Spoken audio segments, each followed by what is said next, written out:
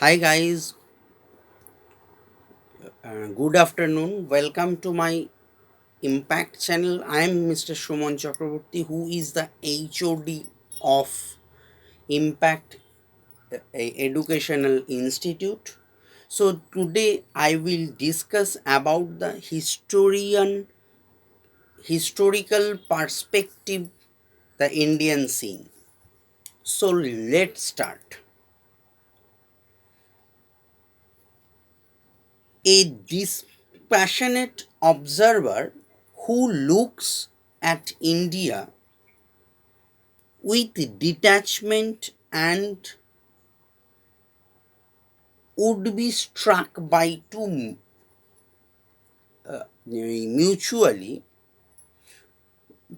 contradictory features,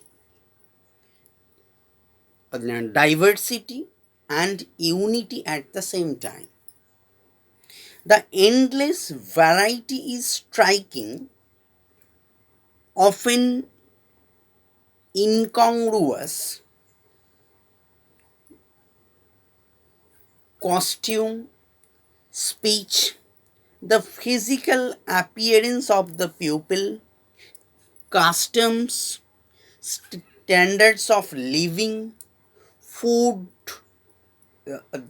climate, next geographical features all offer the greatest possible differences.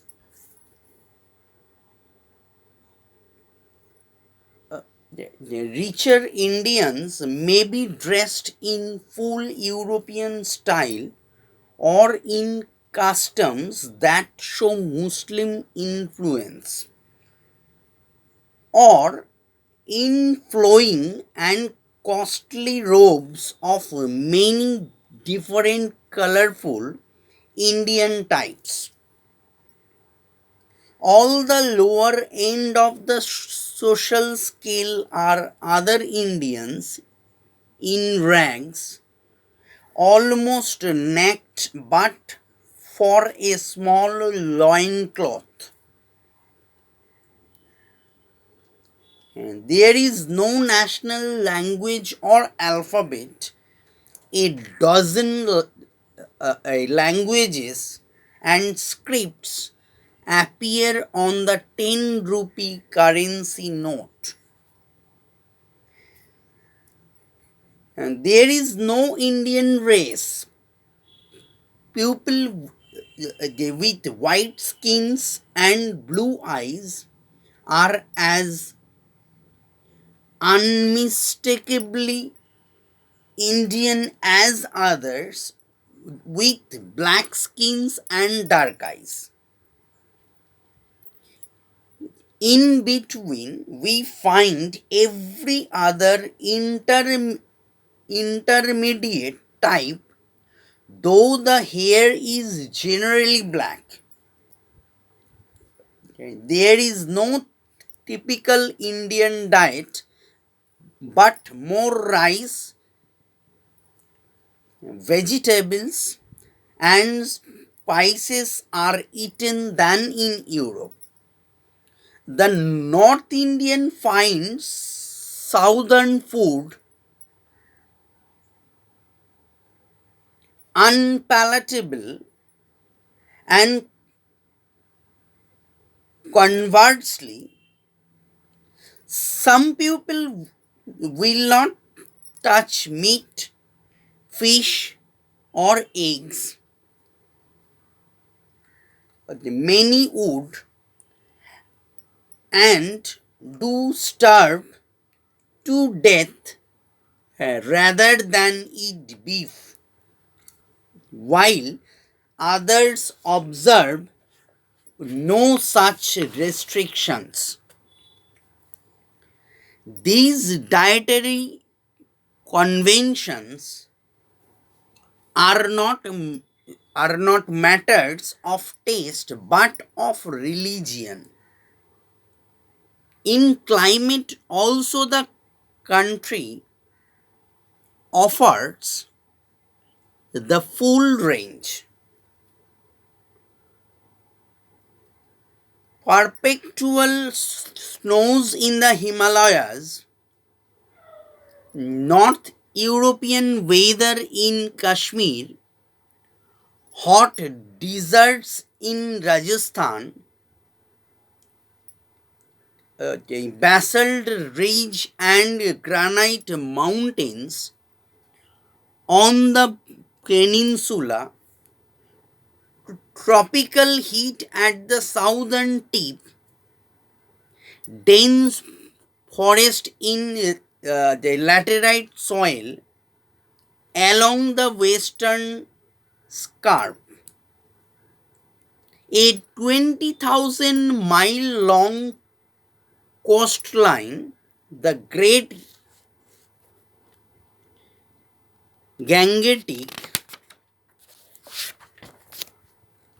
the river system in a wide and fertile alluvial basin, other great rivers of lesser complexity, a few considerable lakes, the swamps of Kutch and Odisha, complete the subcontinental picture.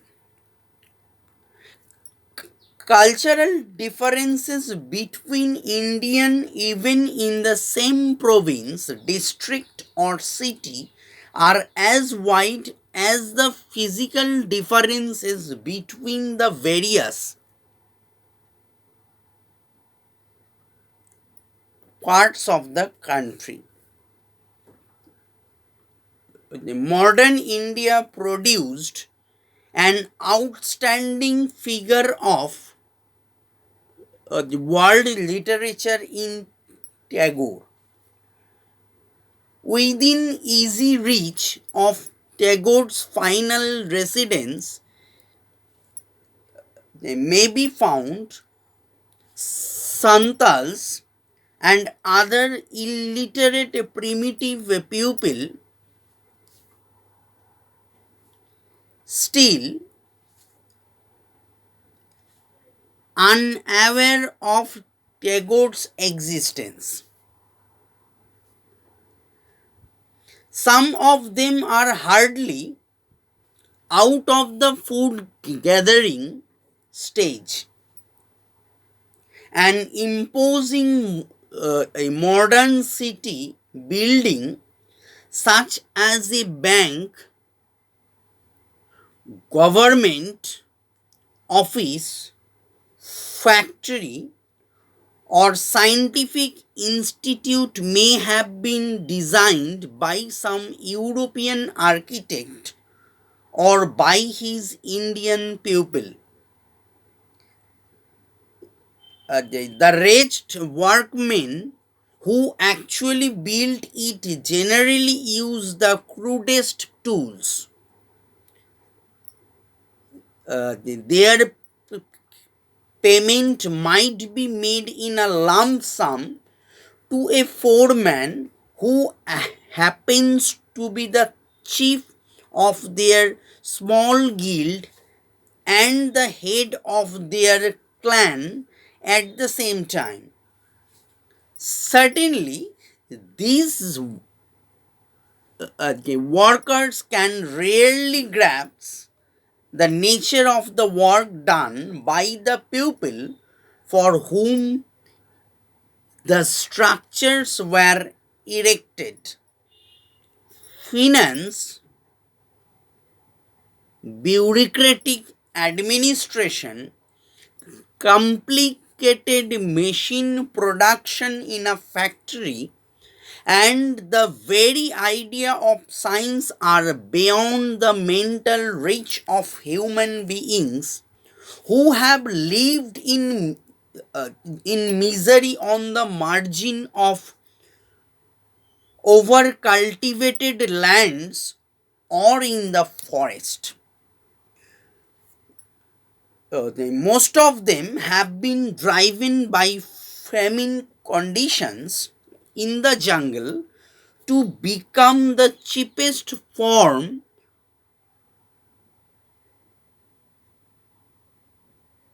of labor in the city.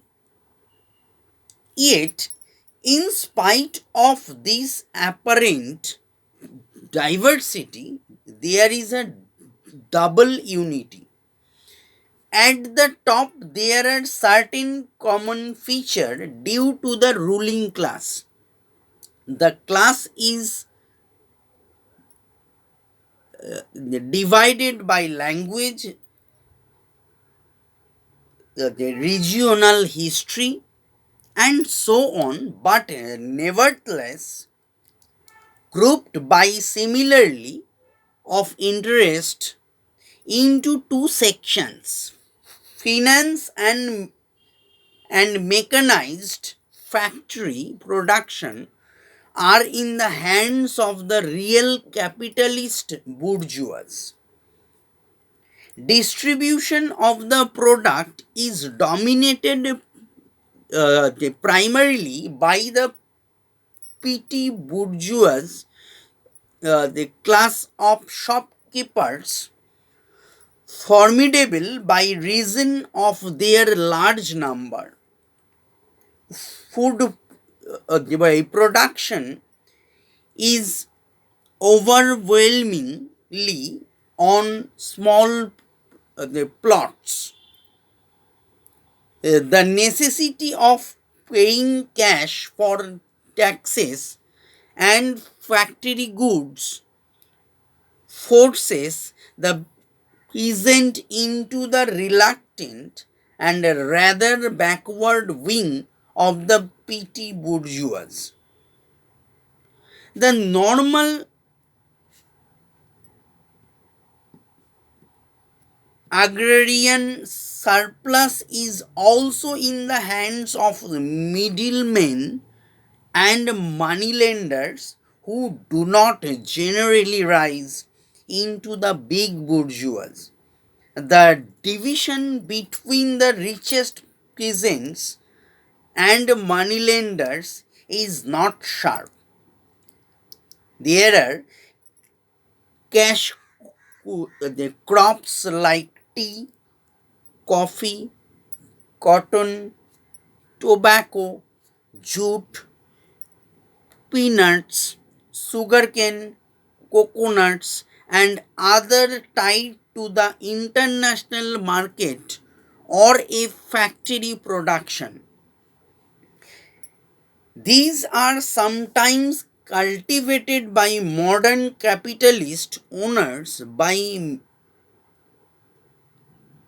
the mechanized techniques on large plots of land. High finance, often foreign, determines their prices and scheme of the main profit. On the other hand,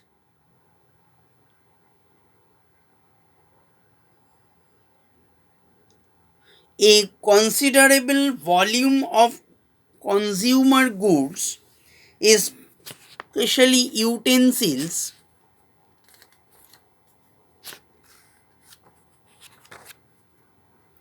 and textiles, is still produced by handicraft the methods and has survived competition with factory production. The political scene is dominated entirely by these two sections of the bourgeoisie, with a class of professionals and clerical workers as the connecting link with the legislatures and the machinery of administration. We must note that for historical reasons, the government the government is also the greatest single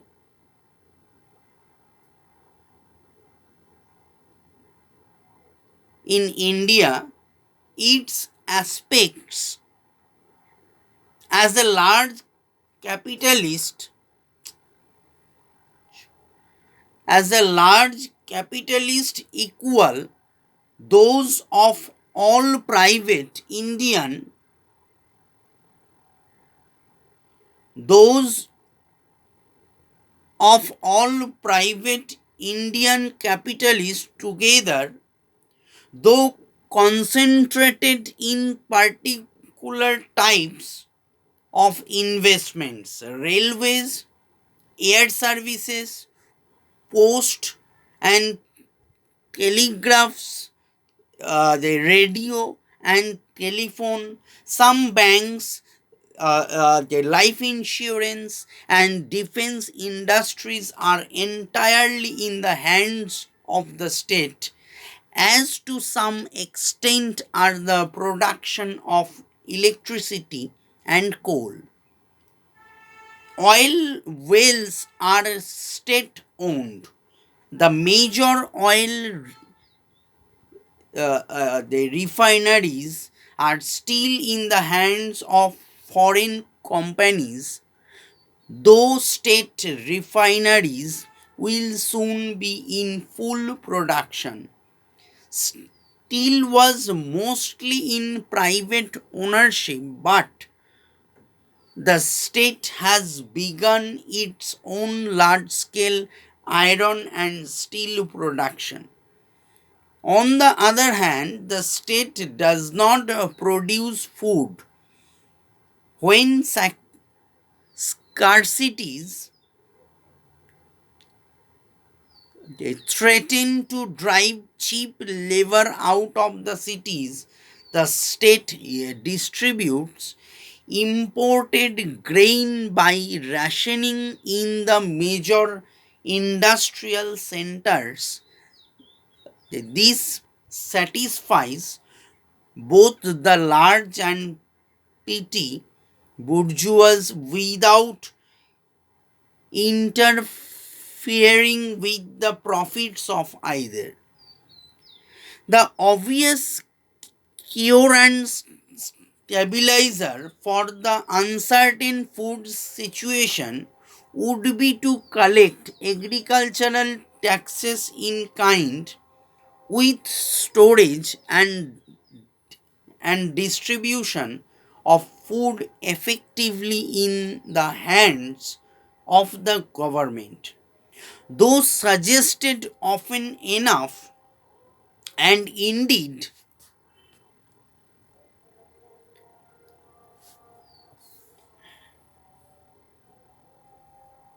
the practice in ancient India, nothing has been done in its direction. The imported grain in is neither unloaded by efficient suction pumps nor stored in modern grain elevators, nor even the mechanically cleaned. The production of consumer goods is in private hands. State interference is necessary even here for two reasons.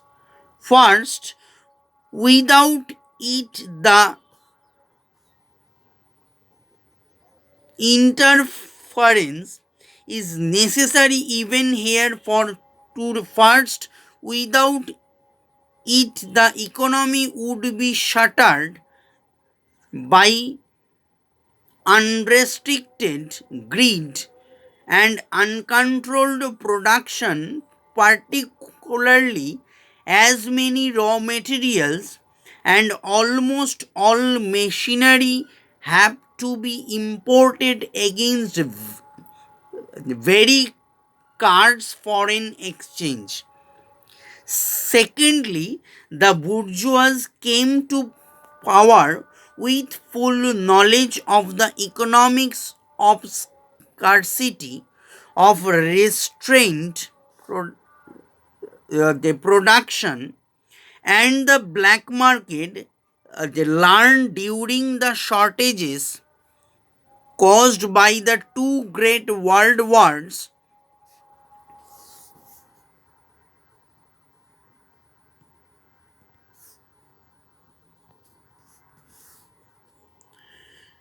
In fact, these wars and shortages were the cause of capital accumulation and ultimately of the transfer of powers from British to Indian hands.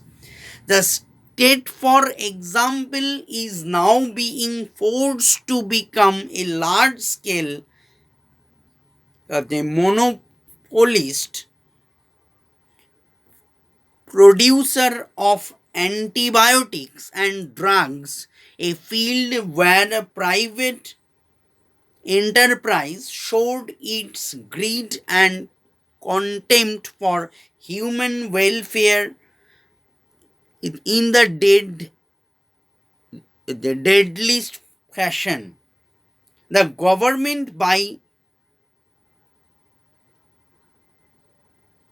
exercising its regulating functions and by planning future the development, seems to stand above all classes. The administration and top the bureaucracy inherited from British the rule always behaved and regarded itself as above anything Indian. Of course, the government in the final analysis is manned exclusively by members of one class. Thus, what and how the government controls depends also upon who controls the government.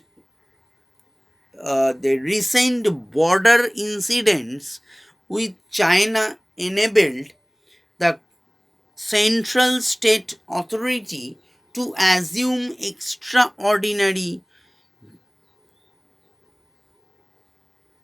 dictatorial powers which could bring socialism or any other goal rapidly within sight if then the country finds itself as far away as ever from socialism.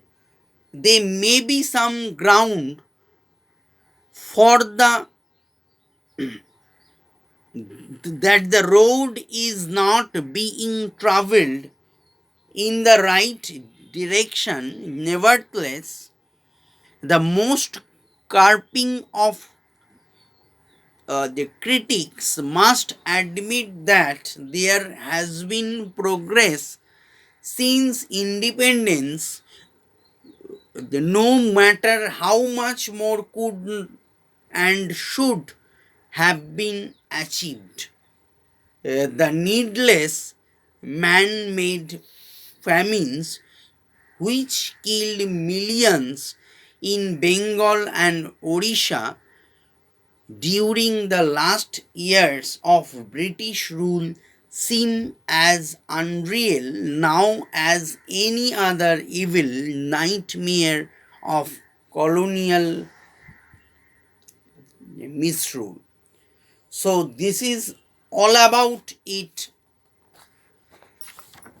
The Indian scene the depend on the historical perspective.